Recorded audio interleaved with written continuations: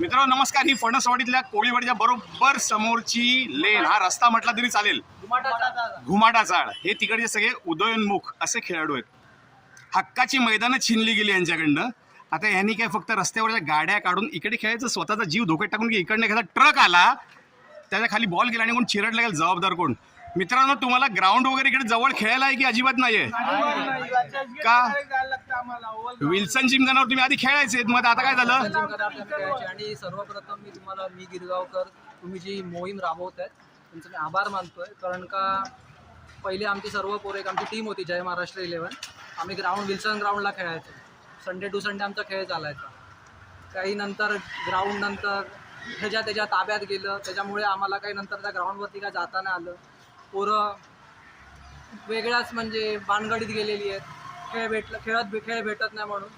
पण आता काय होतं, मग आम्ही एक रविवार म्हणून आम्हाला खेळ भेटू दे म्हणून आम्ही थोड्या गाड्या काढतो. थोडी रिस्क असते आजूबाजूला लागण्याची, पण काय सर्व बोलतात जरा तुम्ही रोडवर का खेळतात, पण ग्राउंड राहिलेच कुठे? बरोबर, नक्कीच. ह्यासाठी विल्सन जिमखाना आणि आम्ही गिरगाव संघटना यांनी उद्या एक मोर्चा आयोजित केलेला आहे. आझाद मैदानच्या समोर दुपारी बरोबर 1 वाजता जमायचं आहे, सगळ्या खेळाडूंच्या भवितव्यासाठी आणि आपल्या हक्कासाठी. तुम्ही सगळे येणार? नक्की येणार? जय महाराष्ट्र.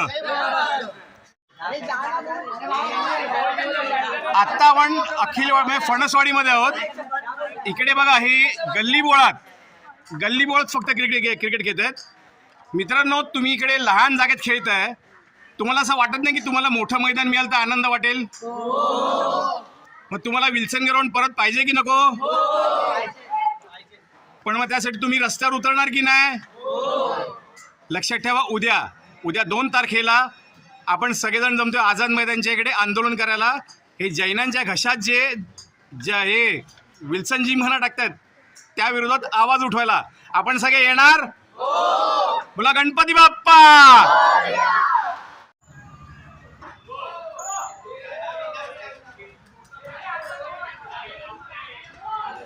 हा इकडे रस्ता आहे, इकडे बाजूला सगळे इकडचे नवोदित खेळाडू खेळत आहेत. आता यांचं भविष्य काय आणि भवितव्य काय स्पोर्ट्सच्या बाबतीत?